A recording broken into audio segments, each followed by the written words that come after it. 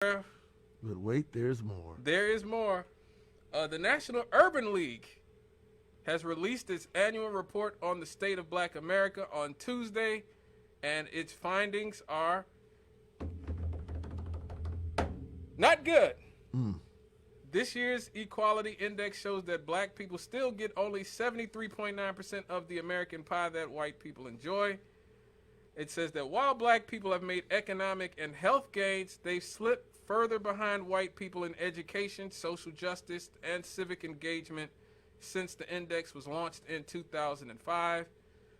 The index shows that not only that the median household income for black people at $43,862 is 37% less than that 37% less than that of white people at $69,823. Black people are also less likely to benefit from those home ownership gains, the engine of generational wealth in America, which is what if you listen to Ados, if you listen to Yvette Carnell, to Tone Moore, and a lot of these people who talk about this is the residual effects of chattel slavery and a two-tiered legal system and just an overall system of warfare against the black community over the past 400 years. Generational wealth is important, folks. And again, we go back to the importance of nuclear families. Okay? I am grateful that I grew up with a family. My father worked in the mill for 45 years. Okay? He owns a house. I'm fortunate I have uncles who worked in the mill for 50 years. And they bought houses. And guess who got those houses once they bequeathed them to? Their children.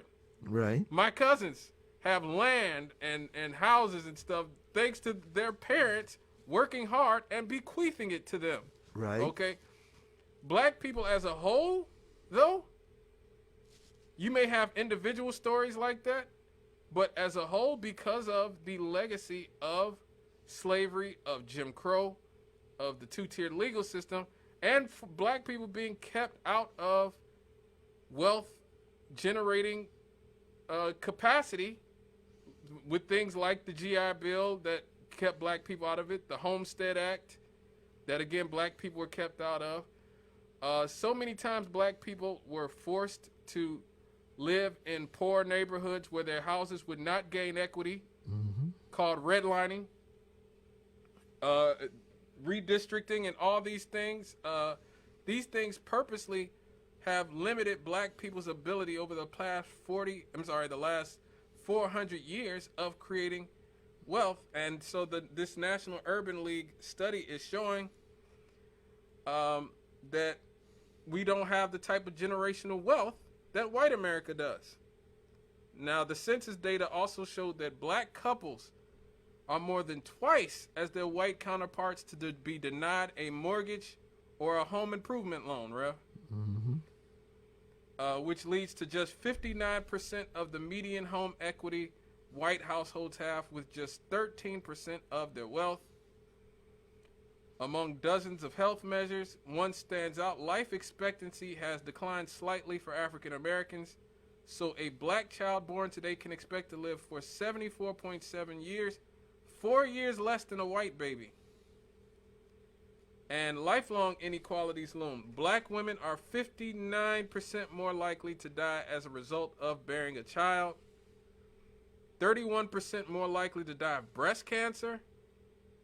Black men are 52% more likely to die of prostate cancer. This one sort of surprised me, Rev. Overdoses afflict the races about equally.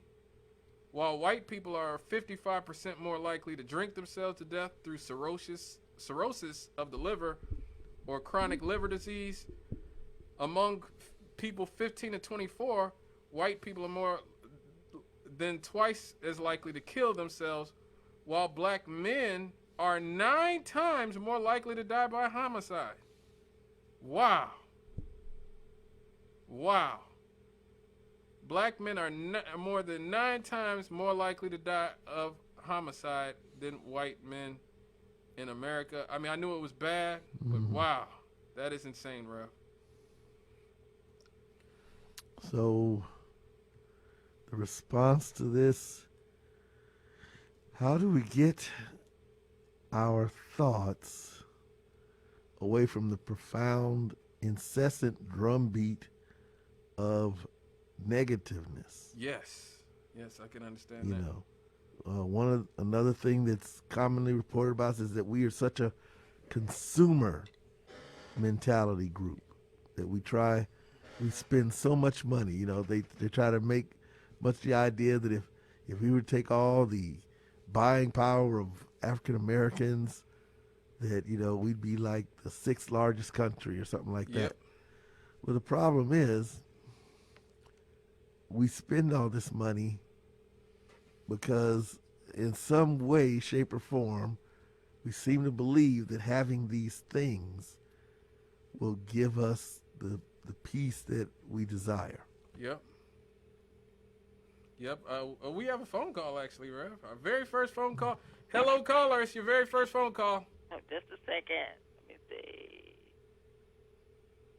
Okay. Hey. All right? How you So doing? I want to say, you know what? I was thinking when you were speaking about the wealth. Mm-hmm. Now this is crazy to me, and this is what and I thought about this. I remember when I was going to school. Now the banks would give you money to purchase you a car, in which when you drive it off the lot, it's going to start depreciating a vehicle. It could be a brand new car. Mm-hmm. Now look at the thousands of dollars you get to buy a car, but they will not give you that money to purchase a home. Right. Now that's crazy. Yeah, it is. In which the value of a home is going to increase. Mm-hmm. They won't give you money for that, but they'll give you money to purchase a car. And look how many of us as black people or African Americans or however you want to call us, they'll ride around in brand new cars, especially after tax time. Oh, yeah. They'll ride around in brand new cars. But the same banks will not give you the money to purchase a car. And I remember asking them, why would you do that? Why would you give me $30,000, $40,000, $50,000 to purchase a vehicle in which it's going to depreciate? Right. And I can pay that car off in, 6 years or 7? But you will not give me that money to purchase a home, and then you'll charge me 30 years for the almost same kind of money. That I don't understand. I've never understood that.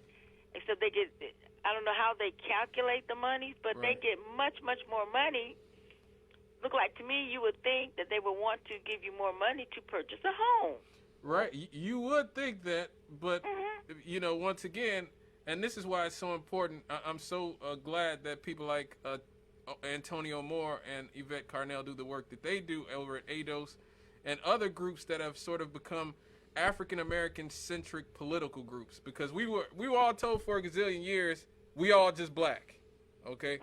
And which that is true to an extent, just like white people are white, but there is a difference between the French and the British and the Germans and the Spanish, okay? And they will let you know that, okay? And there is a difference between African Americans and other groups of people.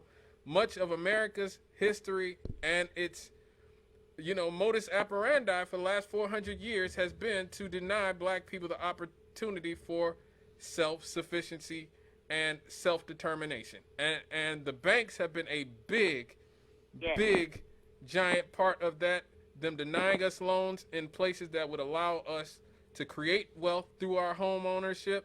And as you said, they have no problem giving us these loans to go out and buy a depreciating asset like a car. None whatsoever. That's crazy. That's it. Yeah, it is. And I was thinking on that same line, look at, when you get a home, you're going to have to be able to make improvements on your home. Because if things happen to a home, you have to keep it up. You have to do, But it's very hard to go in and get monies to do that, to make improvements on your property and things like that. But look like to me, they should want to make it easier for you. And just think of the banks that you have in your community. And many times those banks, for example, the bank that I've been with that bank just before I got married. And I've been married almost 40 years. And I'm telling you. Congratulations. And you would think You would think it should be easy to go in there and say, you know what, I've been with you all for all these years, like it should be, but it's not. It is not. And it is. In a just world, it absolutely would be. Thank you for your call. All right, take care. All right, one more thing before we get to the happy happies, bro. Mm-hmm. Well, there's still some happiness left. Yeah, yes, that's why I definitely want to make sure we had some happy happies today.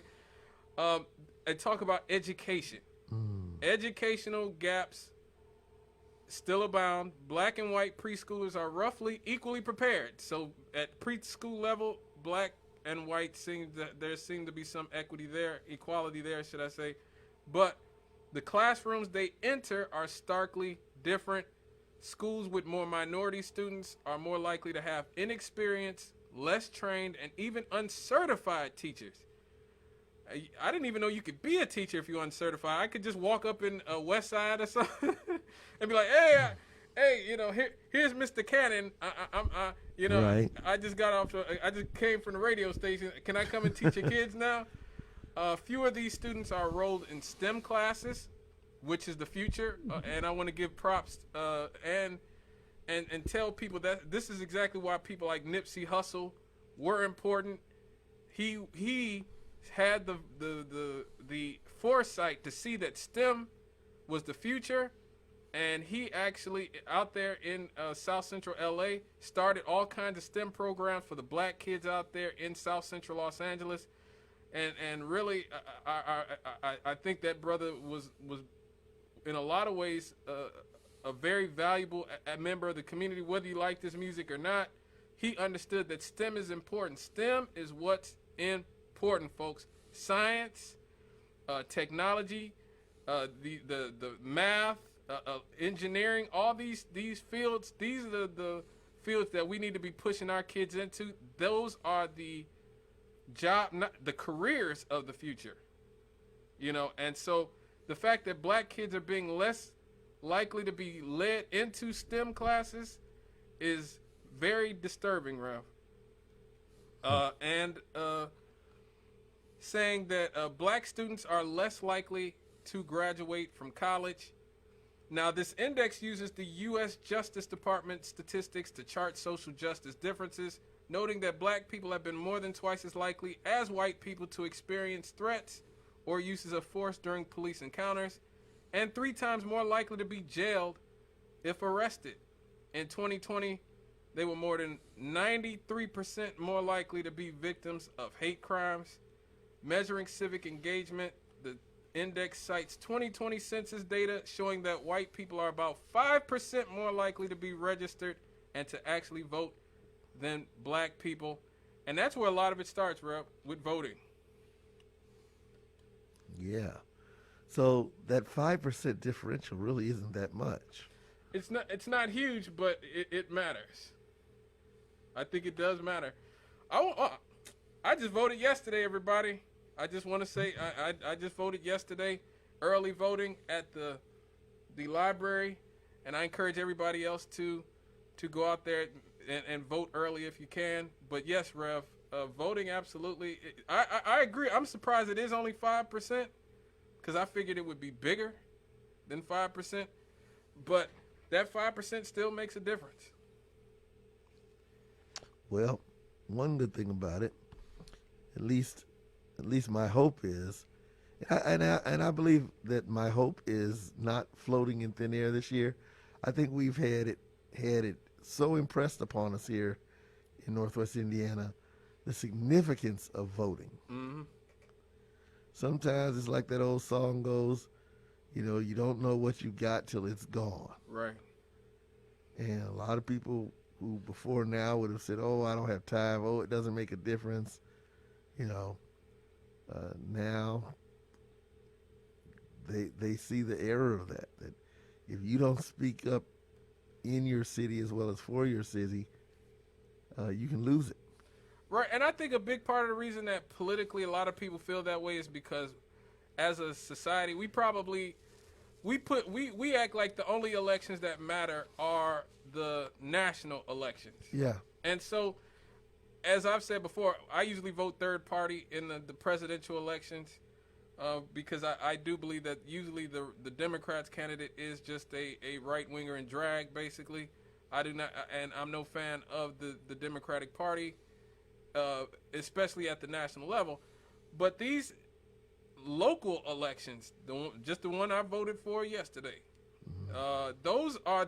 these are the ones that will decide where money is allocated, where where schools will be built, what quality the schools will be, how all these funds will be used within your particular community, and those are absolutely important. Those are absolutely important. So please, everybody, get out and vote early.